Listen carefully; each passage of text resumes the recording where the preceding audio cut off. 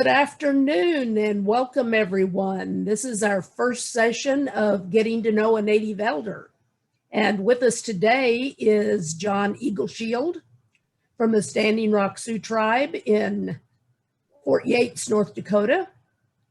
Good afternoon, John. Oh, good afternoon, my friend. And thank you for inviting me. Well, we thought you were the ideal person to start with. Okay. Well, I hope I don't disappoint you. I've known you for like 20 years now, and so we just want to have a little conversation. All righty, I'm ready. So can you tell me when you were born and where? I was born July 22, 1848. And I say that to see if I can get a reaction. Yeah, I was saying you look really good for your age. And I was born here in Fort Yates at the old Indian Health Hospital, the one that used to look like the White House. It was a huge two-story building. On the south side of the building was the men's ward, and on the north side was the women's ward, and it was all one big room, and all the beds were side by side, going up one wall and coming back the other. There were no such thing as private rooms back then, I guess, but that's where my history is. So can you tell us your full name, and did you have a nickname when you were young? What was it like growing up on Standing Rock? Well, my full name is John Thomas Eagleshield Sr. I have a son that's a junior, and he's a drum maker in his own right, and he also does traditional ceremonies. As far as a nickname, in our language, Hokshila is a term for a young boy. And of lately, myself and others kind of feel sad because there are no more people older than us to call us Hokshila. And that's kind of sad, and I guess it's an indication that one generation is passing. Sounds like that's excitement going on. Yeah. Hey, I'm busy here. There, that took care of it. I'm the boss here. All I have to do is say, I have spoken. And she tells me, yeah, right. Okay. So that, like I said, that's kind of a sad here.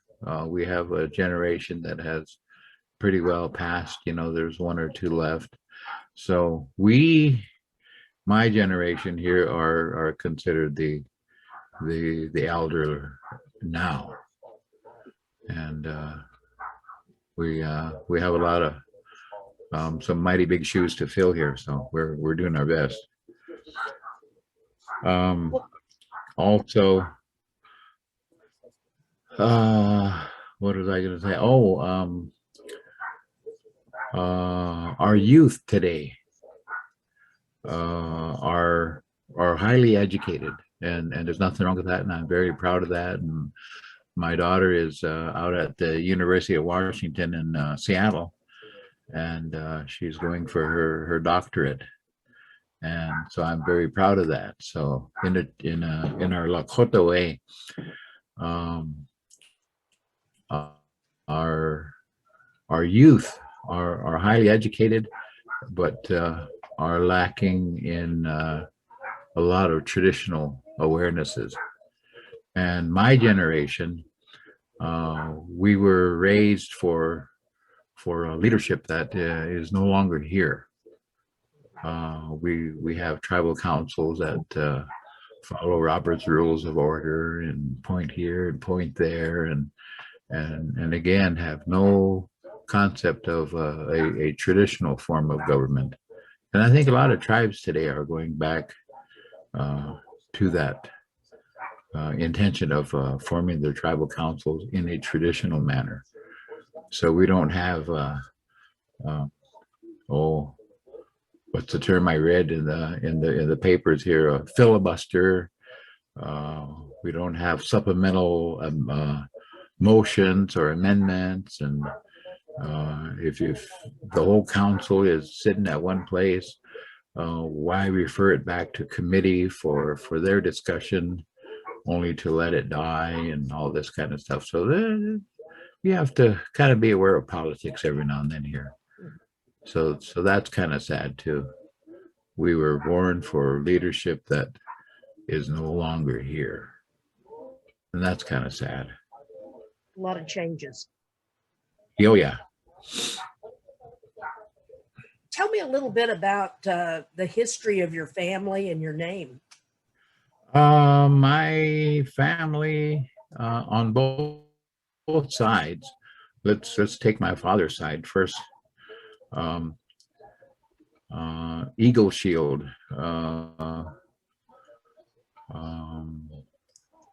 They were survivors of Carlisle. My grandmother and my first grandfather met in Carlisle, and then after their schooling was completed, they came back, and he came looking for her and found her and made their family. But in the meantime, he is pictured on one of Densmore's books, Eagle Shield, and he was a medicine man, and he used bear and badger medicine. He also knew how to set bones, and I often wondered, without any kind of medical training back then, he knew anatomy, I guess. He knew how to set your bones. And my grandmother, her mother is also in Densmore, Mary Crawler, Tashina Maniwi, a moving robe woman. And she was a survivor of the Little Bighorn battle. And she had a right to wear feathers. She had a right to wear a breastplate. She had the right to carry a straight lance. That one picture of her, if you ever get a chance to look at it, she's sitting down, and she has a full beaded dress on with the breastplate, and she's holding a straight lance, and she has a soldier hat with feathers attached to it, and she earned all of those rights. After the battle, she came back, and she was considered a rich woman because she had rings on all her fingers. She had coins. She had old pocket watches, and they got after a lot of them for taking items. After the battle, they were told to leave everything alone, but a lot of them took it, and the reason was in later years and later generations, those are things that you will crave. And sure enough, I wear a wristwatch, I wear a ring, but that was one of my hobbies, is going back along the Grand River and looking for Mary's treasure, because she took one of those old Army mess kits, and she put all her rings and pocket watches and coins, and I don't even know if there's paper money in there, but a lot of the things she took from the battle, she buried. So I have a metal detector, and every chance I get, I go out and look at all the homesteads and some of the ravines that are close by, and look for that. On the other hand, on my mother's side, my mother is from Lower Rural, and as is her mother, and my grandfather, her father.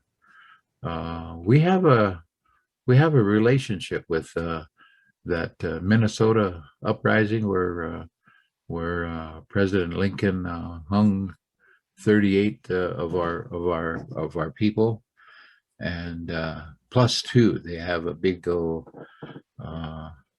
commemorative ride in December, and they even went up to the Canadian border to find two more, and they hung them too. So that's why I call 38 plus two. Now on the other side of that, there was I think there was one or two that were pardoned. They were pardoned by President Lincoln, and the one, his name was Ihani Mani, is that he walked long ago, and he found religion. He changed his name to Artemus Fraser, and then after the battles, after the uprising, after the hangings, they took them and resettled them, and he settled down in Santee, Nebraska, and he had four sons and 3 daughters, and they too also became ministers of the church. I believe it was a congregational church. So all of his sons were ordained ministers, and his daughters were ordained ministers, and that's the history from my mother's side. And I want my children to know that, and I want and that's coming out too. You know, lately we're all getting more conscious of our histories, and we need to start telling those. Like I said, I always fall back to that part where we have highly educated children, but very little knowledge on our historical part, and we're trying to revive that leadership again. So that's kind of my family history. My wife Valerie worked for Indian Health Service for over 30 years. So we're both retired, and we're raising 5 grandchildren, and that's a chore in itself, but it keeps me young. Mm-hmm. And they're all good kids too. And it's kind of strained of lately because they don't go to school because of COVID. The schools are down, so everything's by electronic. So every morning at 9 o'clock, they're on their computer with their classes, and it's a break now. So they're happy not to be in class right now. So they're home, and like I said, we have a nice, calm house out here. I live 10 miles out of Fort Yates towards the west, and it's rather isolated. So COVID never came this way. When people, we have a sign on our front door that says "Stop, do not enter." So everybody that comes here wears masks, and my wife makes sure that they all have been vaccinated, and we are too. Both of us. We got our whole family got the 2 vaccinations, and I had no reaction, no sore arms, no whatever everybody else is going through. It was just another day at the clinic, and I'm here. Well, that's great.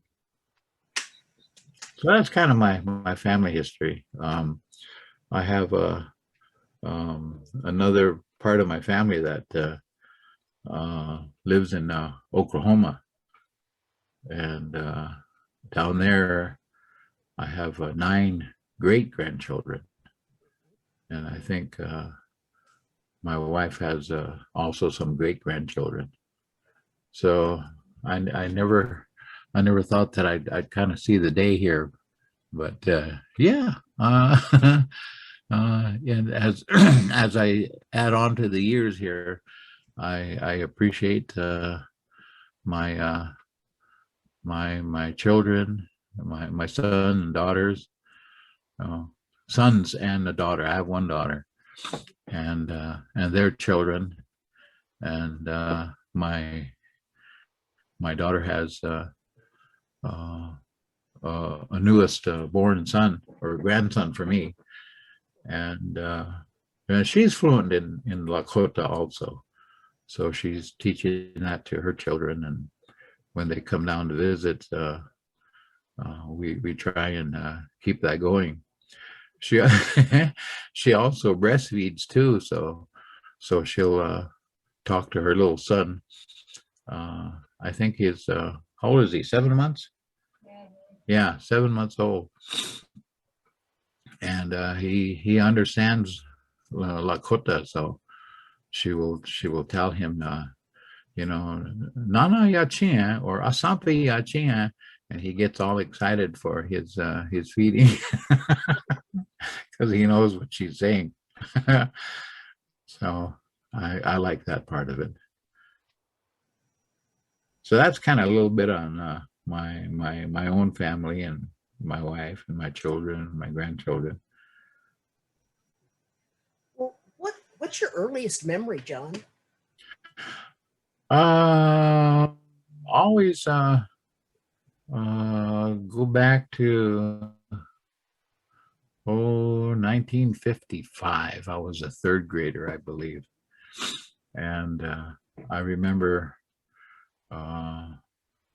very vividly that not only myself, but when we were going to day school in Little Eagle, one of our teachers was a excommunicated nun. I know her name, Miss Keller. Anyway, for speaking our language, she would hold her arm to the hot water register, and I went home with a burnt arm, and my grandmother went to the school and raised all kinds of heck there, and I think she had to leave the service there, and that was one. But at the same time, growing up in a traditional atmosphere in Little Eagle, I always tell people, you know, back when we were still Lakota, we could talk to animals, insects, birds, and a lot of people think that you know, talking like that, it's a good way of maybe having a psychiatrist come and talk to you also. You know, you may be a little bit schizophrenic there, but that's part of our life, and for us that's true. A lot of our lessons come from that. Well, and that's an important thing for behavioral health professionals to know, is that is a part of the culture. Yeah. So then if you're in the clinic and why are you here? You know, well, you know, this meadowlark came and told me to be over here, and I have, you know, personal experiences myself of learning from animals and from birds. They kind of watch over me, and I really believe that. And the reason is several times. One time I was going along the road down toward Little Eagle, and this meadowlark came and was fluttering right in front of my windshield, and finally I hit it. So it kind of gave its life to help me. So soon after that, then this car, intoxicated driver, come over the hill on my side, so I had plenty of time to get in the ditch. And another time, it was on a little knoll where the road enters the main highway. And I was parked there, ready to make my right turn. And also this bird came and was fluttering at my windshield, and so I knew that, so I figured I'll just wait. And sure enough, if I pulled into traffic, that oncoming high speed car would have T-boned me. So things like that happen to me.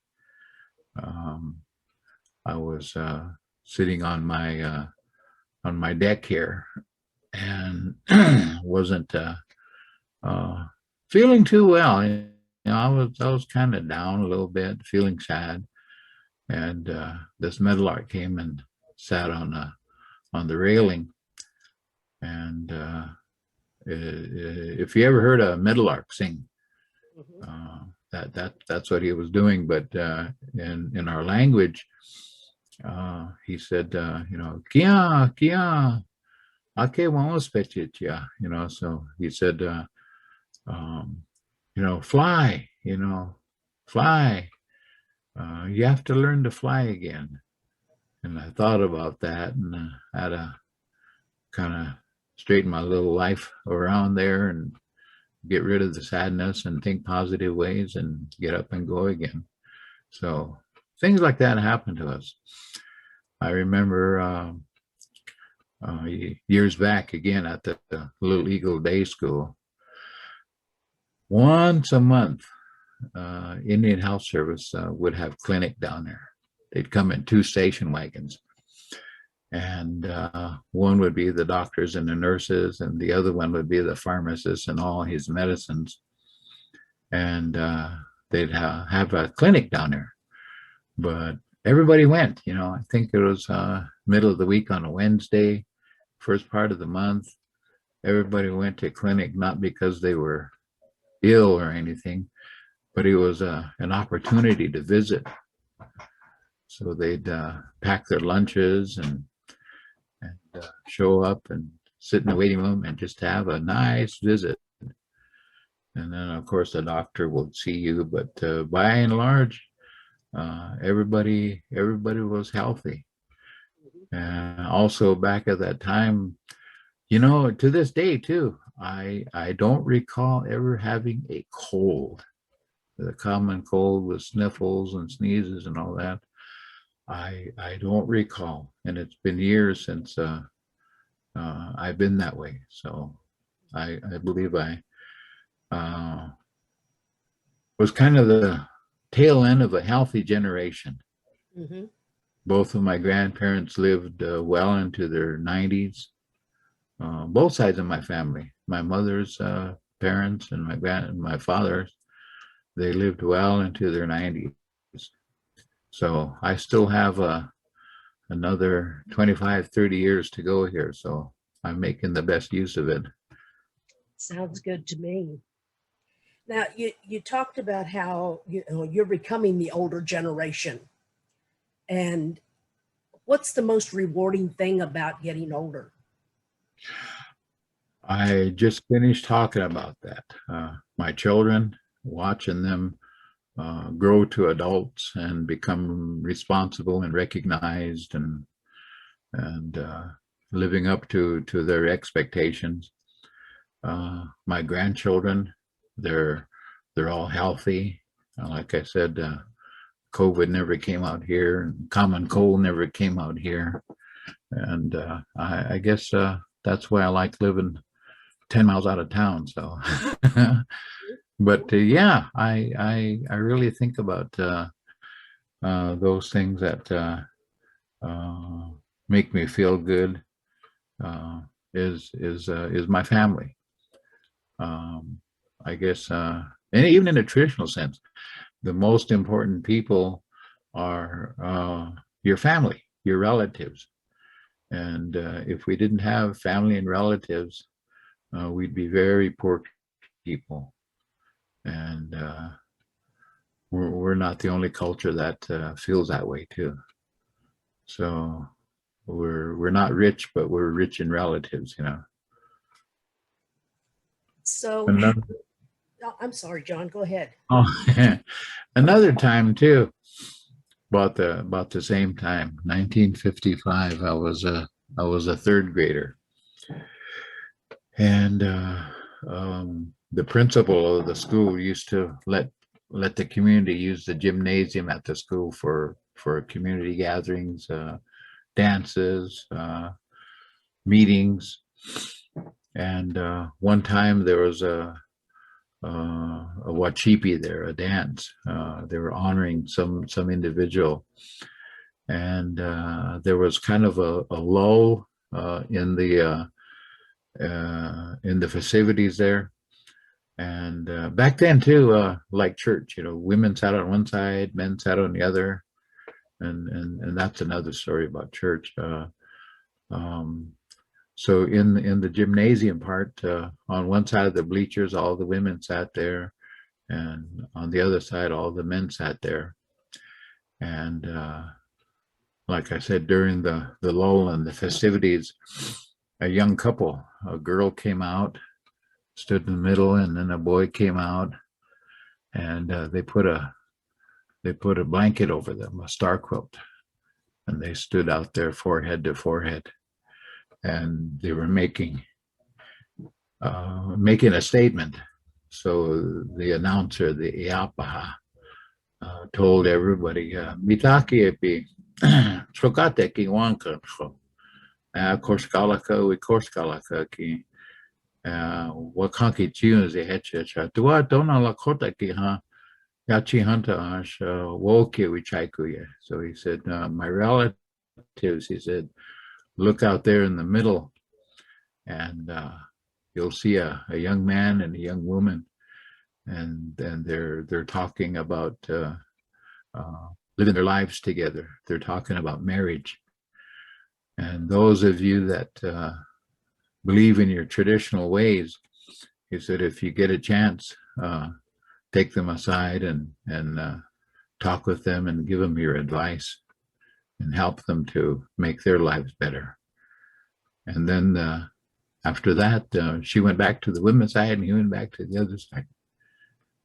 And again, talking about being born for leadership that's no longer here. Things like that don't happen anymore. So that's kind of a sadness too. But at the same time, it's refreshing to know that it's returning. And I see that in my children, my son and my daughter, and my nieces and nephews. They're all becoming, how would you say, they're becoming vocal. They have an opinion, and we need to listen to our children. And I think that's what's happening now. How has your growth and development and growing wisdom over the years, how has that matched up with your expectations, and how has it been different? There's not really been any kind of big difference. Like I said, we were raised to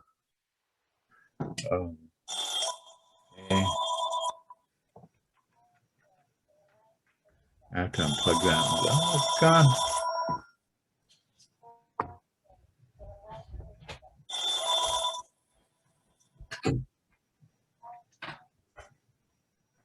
Hello. Anyway, sorry for the interruption here. So This is what life's all about, right? yeah. Okay. Growing up, again for leadership positions, one of the biggest things that happened to me, and I can't think of anything better to this very day. In 1963, I was 14, June of 1963. My grandmother said, "You're going to be traveling. You're gonna go far away. You're gonna go to school, And she said, but before you do, there are some things that you have to do. So my grandfather, I had two grandfathers anyway, they took me and they put me on the hill for a vision quest. And that was 15 years before the Religious Freedom Act in 1978. So that was one of the biggest. And then I in talking with some of my relatives, a lot of them didn't do that until way later, you know, in the 80s is when they went for their vision quest. But here I was doing this back in 1963. And at the same time, my grandmother and my grandfather, my second grandfather, they were raised in or they got their education in Carlisle. They were raised by the church. My grandmother came back from Carlisle knowing how to play the piano and the organ, so she became the organist for our Episcopal church for a good part of her life. So she had church, she had religion in that sense, but at the same time, she retained her own traditions and passed those on to me. So we still have that.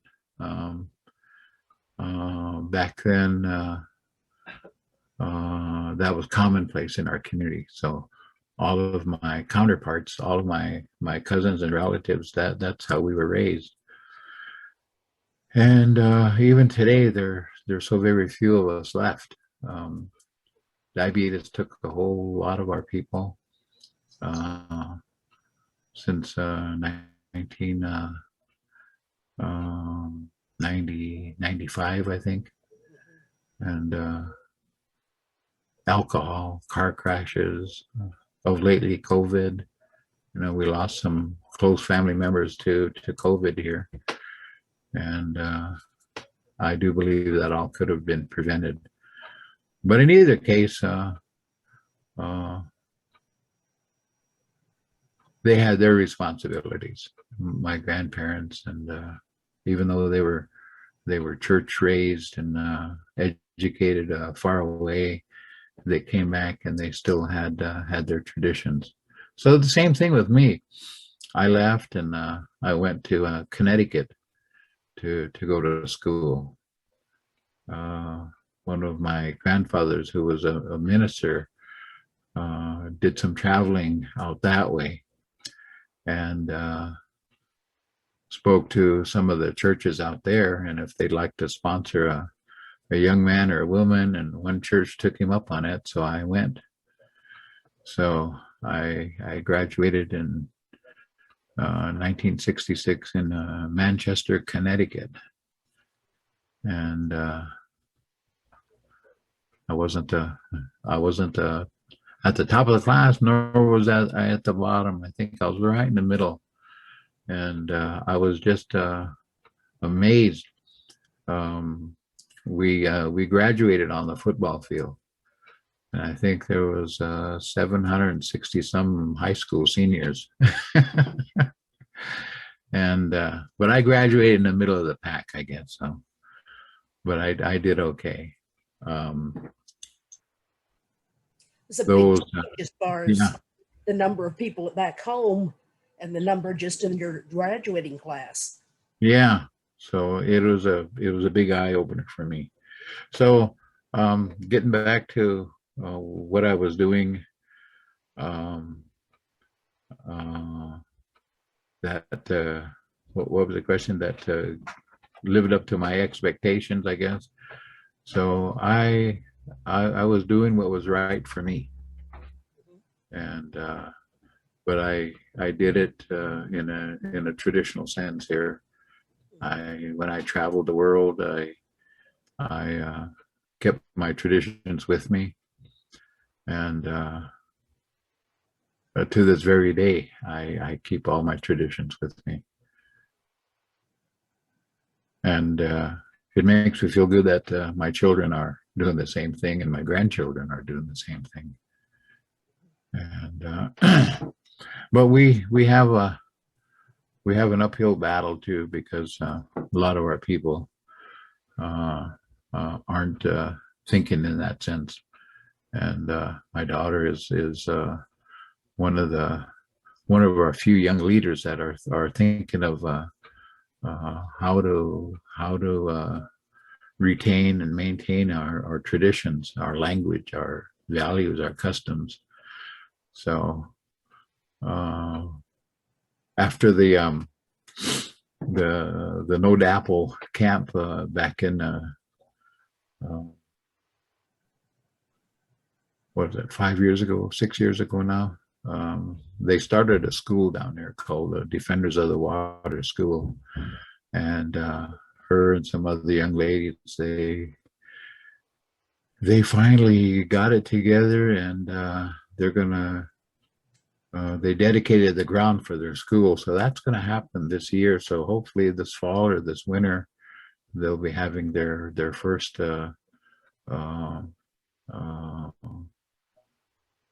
traditional or native school started. And I'm going to transfer my grandchildren to there.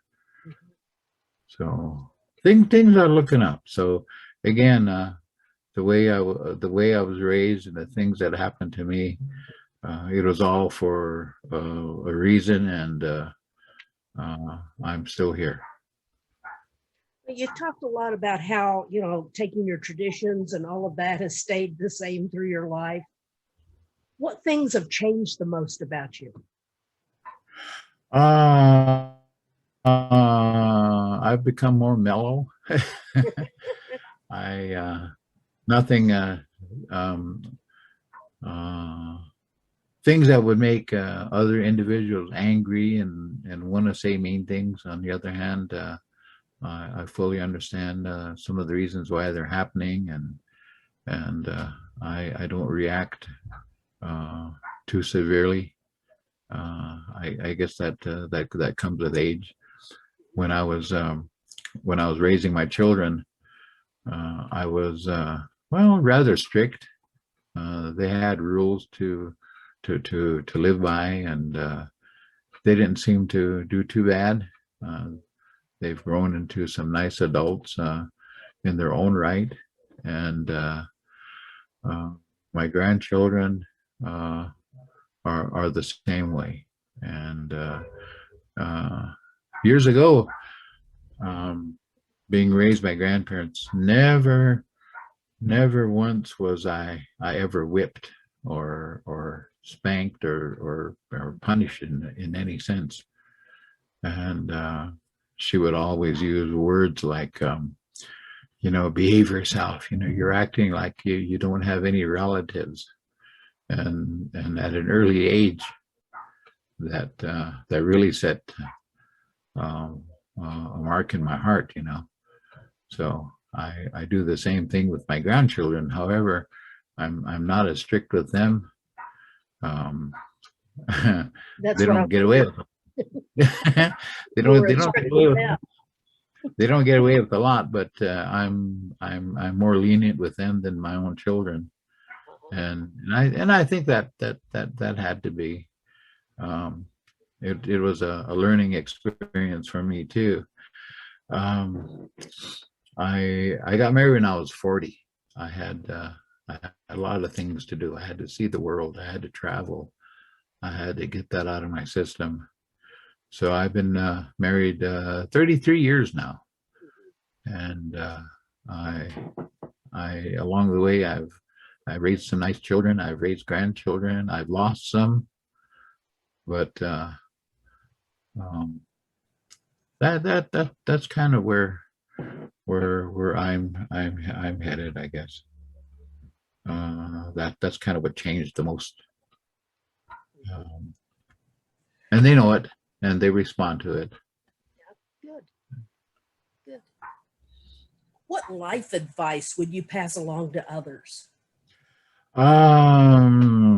Well, going back to that story I told you about that young couple putting a blanket over them, standing forehead to forehead, and talking, and some of the advice that was given, and it was given to me at the same time. Although I didn't utilize it until I was 40. I had to travel. I had to see the world. But three things come to mind. One is in any kind of a relationship, and I tell this over and over, and hopefully one of these days it will sink in here, that in any kind of relationship, this is a conversation between the two of you. You know, you're the man and the woman, or the young man and the young woman. The first big question is, what do you bring to this relationship? What is there about you? You know, do you have a job? Are you educated? Do you have your own home? You know, do you have a vehicle? Do you get you to work? And do you have a philosophy? Do you have a set of beliefs that guide you? You know, things like that. And then the other question is, in this relationship, what do you expect from your partner? And that can be part of the conversation there. So you each have to talk to each other. And then the final one is, what do you need? And so it's an ongoing conversation, but if you had that and you're doing that and it's early, your relationship with each other will definitely be for the better, I guess. So I heard that years ago, and even though we've been married 33 years, we still talk in terms like that. You know, what do you bring, and what do you expect? Even after all this time, you know, what do you expect? What do you need? And I always believe that if people, especially our young people, were able to answer those, and it's not a one answer deal, you know, it's ongoing. But if they can talk in that manner, we won't have a lot of difficulties with our young people.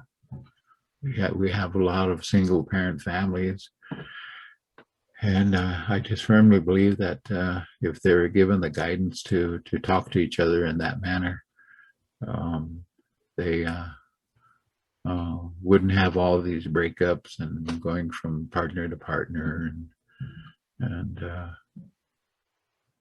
whatever. So that's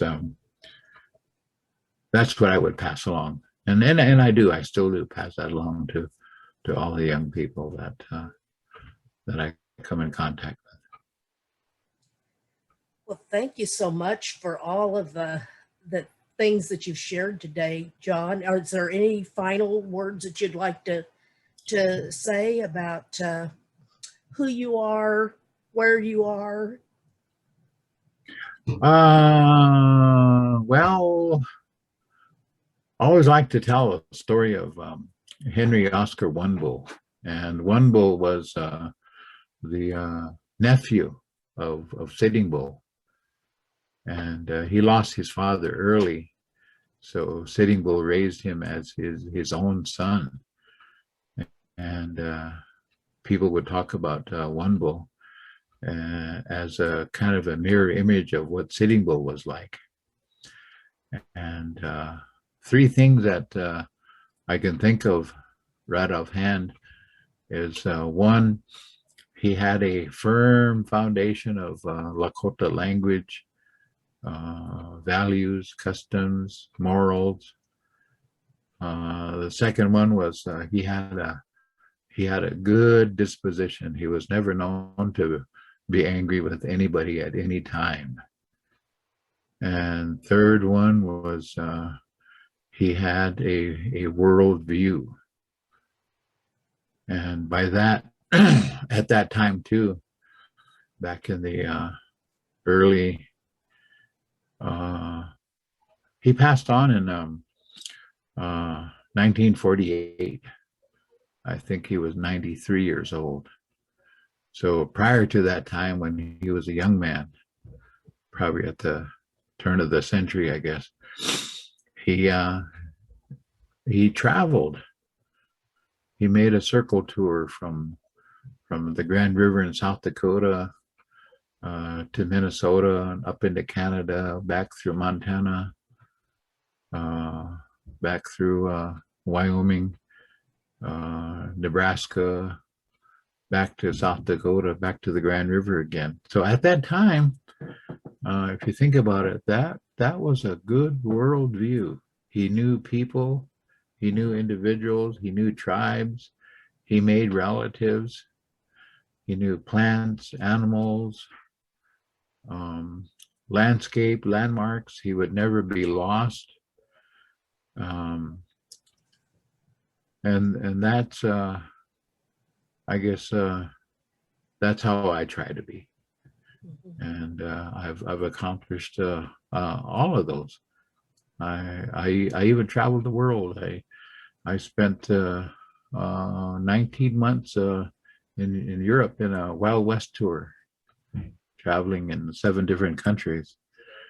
And I think that broadened my awareness of the world around me.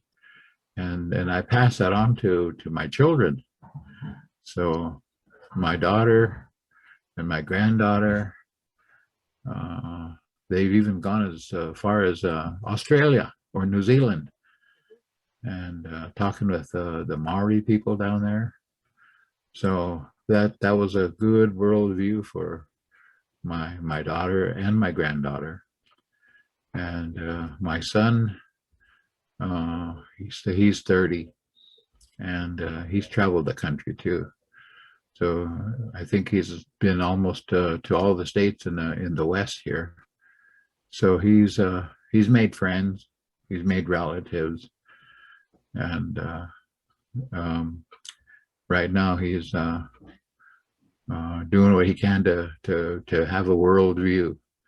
And I just wish that a lot of other young people would have that same opportunity. And in doing so, I do believe there'll be better people for that. But there isn't the opportunity like I had when I was younger. So I make it every effort to help them get around to see the world, even if I have to give them gas money. I want them to go. I want them to see. Come on, go see the world, you know. You run out of gas, you run out of money, you know, call me and we'll send you some and keep on going. So that happened. All right. Thank you again so much. And I really appreciate all you shared with us today. And well, I thank you too again for offering. I was trying to think of some other stories. Growing up, my grandmother, and I actually, in my younger years, I actually grew up in a tar paper shack, but it was home. mm-hmm. And my grandmother, outside her house, outside the little house was a brush arbor. So in the summer months, her sons would haul out her cooking stove and she'd cook under the arbor, and we'd even sleep outdoors too. But again, she could talk to animals, or she could talk to birds. And in particular, there was a big horned owl that used to come and perch on a tree along the riverbank there. And this owl, it would clack its beak, or it would hoot, you know, just a big booming voice. So she would say, go get some more wood, and well, we're gonna have to cook here because we got visitors coming. And that owl told her that was gonna happen. So sure enough, relatives would come, and she'd feed them. Other times, she would say, make sure you got everything covered up, cover the stove, cover all the pots and pans, and it's going to rain tonight. And sure enough, that owl told her a storm was coming. So we'd have that. Other times she'd be sitting there, that owl would come, and she would start crying. And then she'd tell my grandfather, take me over to this place. We lost a relative, they passed away and they need some help. So that owl told her that too. And those are the things that I miss today. Mm-hmm. Well, thank you again so much. And we're going to end it right here now.